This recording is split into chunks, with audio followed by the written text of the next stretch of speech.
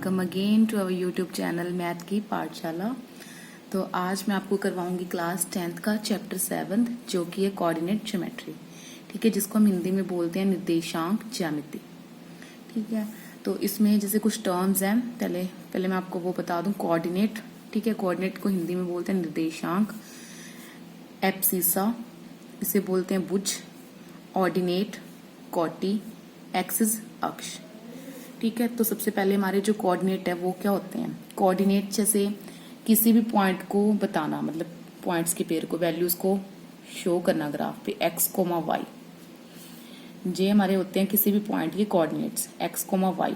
ठीक है, तो इसमें जो फर्स्ट वाला होता है, जो एक्स होता है, जो एक्स की वैल्यू होती है वो होती है, उसको बोलते हैं एब्सिसा। ओके, और जो वाई होता है वो हमारा होता है ऑर्डिनेट। जैसे मान लो मैंने कोई भी वैल्यू लिख दी 3,4। ओके, 3,4 लिख दिया, तो जो 3 होगा मेरा, अगर कोई आपसे पूछे कि एब्सिसा की वैल्यू क्या है, तो एब्सिसा क्या होगा 3, जो एक्स की वैल्यू है, और जो सेकंड वन जो वाई की वैल्यू है वो क्या होगी हमारी ऑर्डिनेट। जो फर्स्ट वाली वैल्यू है वो तो एक्स की होती है, जो सेकंड वैल्यू होती है वो किसकी होती है, वाई की। ठीक है, जैसे ग्राफ में देखिए, ये वर्कशीट थोड़ी ग्राफ से रिलेटेड है। ठीक है, तो जैसे ऐसे बना होगा, इसमें हमारी दो एक्सिस होती हैं, एक तो एक्स एक्सिस और ये होती है हमारी वाई एक्सिस। जहां पे कट करती हैं इसको बोलते हैं ओरिजिन, हिंदी में बोलते हैं मूल बिंदु। ओरिजिन को बोलते हैं मूल बिंदु। ठीक है, ओरिजिन मैं लिख देती हूँ, ओरिजिन, और इसको हिंदी में क्या बोलते हैं, मूल बिंदु।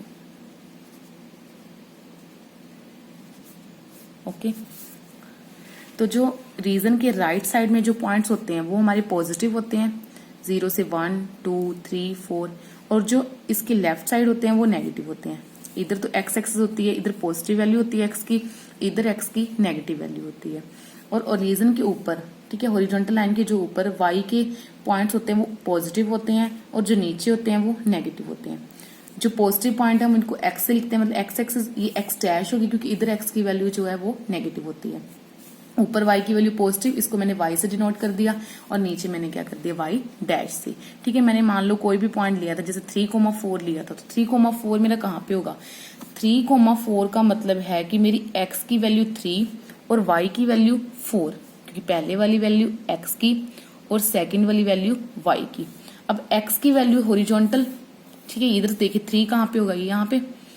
y की वैल्यू मुझे क्या लेनी है, 4, x की 3, y की 4 यहाँ पे है, तो ये पॉइंट कहाँ पे कट करेगा,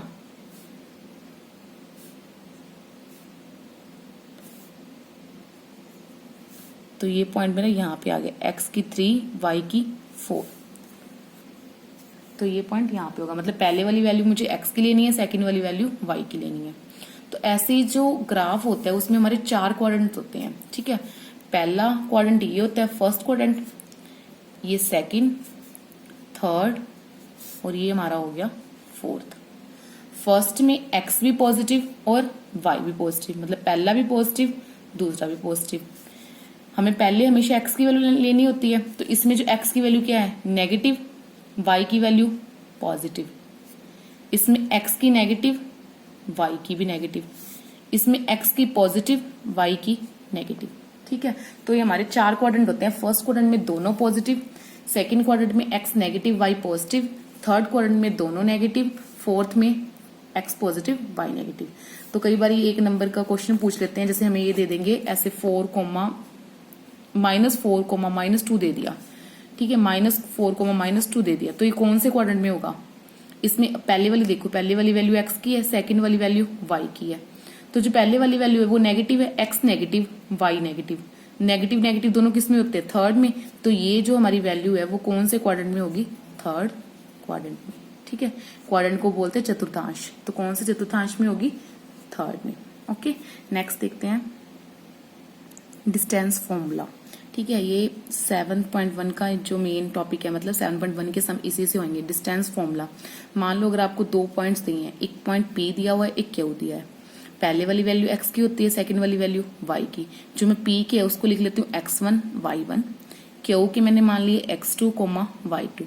तो जो P Q के बीच का डिस्टेंस होगा, मतलब P Q की जो लेंथ होगी वो मेरी किसकी इक्वल होगी, square root of x2 minus x1 का whole square plus y2 minus y1 का होल स्क्वायर। ओके, तो ये आया कैसे फॉर्मूला, ये देखते हैं। जैसे मान लो मैं कोई भी 2 पॉइंट्स दे दिए ग्राफ में, एक दे दिया मेरे को P पॉइंट दे दिया 4,6, Q पॉइंट दे दिया 6,8, Q 6,8 है और P मेरा कितना है 4,6। मुझे मान लो P Q के बीच में डिस्टेंस फाइंड करना है, ठीक है। तो मैं क्या करूंगी, यहाँ पे पाइथागोरस थ्योरम लगाऊंगी, ठीक है। जैसे पहले इधर से इधर गई फिर इधर गई, ठीक है। मतलब कि P से मैंने परपेंडिकुलर ड्रॉ कर लिया PR, इधर Q से कर लिया QS और P को मैंने क्या कर दिया T से मिला दिया।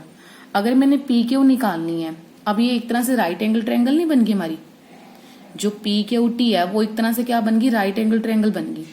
तो मैं हमारी जो पाइथागोरस थ्योरम है वो क्या कहती है, राइट एंगल ट्रायंगल में जो हाइपो का स्क्वायर होता है वो किसके इक्वल होता है, बेस का स्क्वायर प्लस परपेंडिकुलर का स्क्वायर।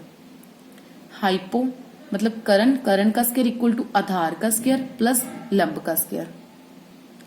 अब जो मेरा हाइपो है PQ, मतलब फॉर्मूला ऐसे लगेगा ना, वो PQ square equal to PT square plus QT square. PT मेरा बेस हो गया और QT मेरा क्या हो गया, परपेंडिकुलर, ठीक है। अब PT, मुझे PT की वैल्यू पहले निकालनी पड़ेगी, तो PT मेरा कैसे निकलेगा, यहाँ पे देखो जो मेरी R है वो R के पॉइंट्स क्या होंगे, R पे Y की वैल्यू तो क्या होगी 0 और जो X की वैल्यू है वो कितनी है 4, तो 4,0। S पॉइंट पे वैल्यू मेरी कितनी होगी 6,0। तो RS जो मेरा हो गया, कितना डिस्टेंस हो गया 1 2 यूनिट हो गया। RS मेरा कितना हो गया 2 यूनिट। ऐसे अगर मेरे को QS की वैल्यू निकालनी है, QS की वैल्यू मेरी कितनी है, QS टोटल कितनी है 8 है और जो TS और PR ये दोनों बराबर है, ये कितनी है 6 है। तो QT की वैल्यू कितनी होगी, जो QT की वैल्यू होगी वो QS में से जब मैं TS माइनस करूंगी, TS मेरी कितनी है 6 है, QS कितनी है 8 है। जब मैं QT की वैल्यू निकालूंगी, QS में से मैं TS माइनस कर दूंगी तो मेरी QT की कितनी आ जाएगी 2 यूनिट, ठीक है। ऐसे PT, अब RS मेरा किसके इक्वल था PT के, तो RS की अगर 2 आई थी तो PT की भी कितनी आ गई 2 आ गई। ओके, तो PT की वैल्यू 2 आई है, QT की भी 2 आई है, तो 2 का स्क्वायर प्लस 2 का स्क्वायर जब मैं यहाँ पे वैल्यूज रख दूंगी तो मेरा कितना आ जाएगा, PQ स्क्वायर इक्वल टू 8 आ जाएगा। इट मीन्स जो PQ है मेरी लेंथ है, P और Q के बीच में जो डिस्टेंस है वो √8 आ गया। √8 का मतलब 2 यूनिट, ठीक है। तो PQ के बीच में सीधा डिस्टेंस मेरा कितना आ गया 2 तो इसको जैसे अब देखो हम निकालेंगे कैसे, जो हमारा ये पॉइंट था, जैसे इसको तो x1 y1 मान लो, x1 y1, P को तो मैंने x1 y1 मान लिया और Q को मान लो x2 y2। अब पहले जो PQ का स्क्वायर था मेरा वो किसके इक्वल था, PT square plus QT square. PT मेरा 2 था, 2 कैसे आया, PT मेरा 6 में से मैंने क्या किया 4 माइनस किया, मतलब मतलब x2 minus x1, x2 minus x1 का square plus y2 minus y1 का स्क्वायर। y2 मेरा 8 था, y1 मेरा 6 था, तो y2 माइनस y1 ही किया था। तो जो मेरा फॉर्मूला है वो क्या बन जाएगा, x2 माइनस x1 का whole square plus y2 minus y1 का होल स्क्वायर, ठीक है। जैसे देखिए इसी में मान लो जैसे 2 पॉइंट्स दिए हैं P और Q, P मेरा x1 y1 हो गया, Q मेरा हो गया x2 y2। अब मेरा जो OR है, OR मेरा कितना है, OR मतलब x की वैल्यू है कितनी है x1 है, OR की वैल्यू x1 है, OS की वैल्यू कितनी है x2, ठीक है। तो RS मेरा क्या होगा, OS में से OR को क्या कर दूंगी माइनस, OS में से जब OR को माइनस करूंगी तो कितना आएगा x2 minus x1। x2 minus x1 मेरी किसकी वैल्यू है, RS की वैल्यू आई। अब जो मेरा RS है वो किसके इक्वल है, PT के, तो मैं RS को क्या लिख सकती हूँ PT। ये सारा समझने के लिए, ठीक है, आपको जस्ट एक फॉर्मूला याद रखना है ये वाला, ठीक है, जस्ट एक बार समझाने के लिए तो समझ लो। तो SQ क्या है मेरा, SQ की वैल्यू कितनी है y2, yx के लॉन्ग देखनी है SQ की तो कितनी है y2, TS की कितनी है y1, TS मेरा PR के इक्वल ही है ना, TS की कितनी है y1। तो QT कितना आएगा, QS में से TS क्या कर दूंगी माइनस, तो y2 माइनस y1 आ जाएगा ना। QS कितना है y2, TS कितना है y1। तो QS में से जब TS माइनस करूंगी कितना आएगा y2 माइनस y1। अब मैं इसमें पाइथागोरस थ्योरम लगा सकती हूँ PQT में। PQ का स्क्वायर मेरा किसके इक्वल होगा, PT का स्क्वायर प्लस QT का स्क्वायर। PT कितना है, PT की वैल्यू कितनी है, ये x2 माइनस x1 का होल स्क्वायर प्लस QT की वैल्यू कितनी आई है, y2 माइनस y1 का होल स्क्वायर। तो जो मेरा डिस्टेंस है PQ उधर जाके स्क्वायर रूट प्लस माइनस आ जाएगा। अब मुझे पता है कि जो माइनस का साइन है, डिस्टेंस है जो मतलब कभी भी नेगेटिव नहीं होता, माइनस तो पॉसिबल ही नहीं है क्योंकि जो डिस्टेंस हमारा कभी भी नेगेटिव नहीं होता, हमेशा पॉजिटिव होता है।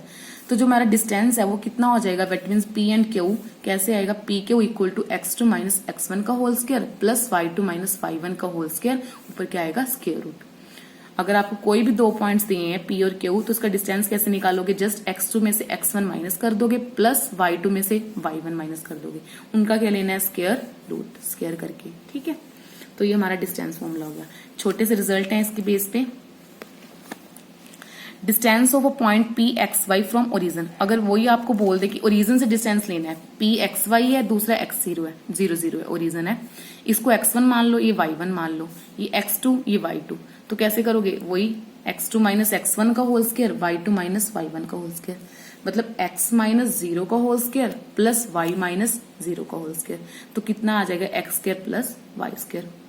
जैसे हमने यहाँ पे किया था PQ है जो वो हमारा x2 माइनस x1 का होल स्क्वायर होता है।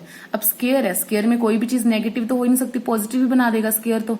ठीक है, तो इसको x1 माइनस x2 का भी होल स्क्वायर लिख सकते हैं। इसको क्या लिख सकती हूँ, y1 माइनस y2 का होल स्क्वायर लिख सकती हूँ ना। तो मैं इसलिए मैंने ये रिजल्ट लिखा है, we can also write PQ equal to x1 minus x2 का whole square plus y1 minus y2 का होल स्क्वायर, और ऊपर क्या आ जाएगा स्क्वायर। ठीक है, तो ये थी हमारी 7.1 की इंट्रोडक्शन। ठीक है, तो नेक्स्ट मैं आपको आगे नेक्स्ट वीडियो में करवाऊंगी, इसके सम करवाऊंगी। ठीक है, सम डिस्कस करेंगे हम। और I hope you like my video. If you like my video then please like, subscribe and share, and don't forget to press bell icon. ठीक है, ओके, थैंक यू।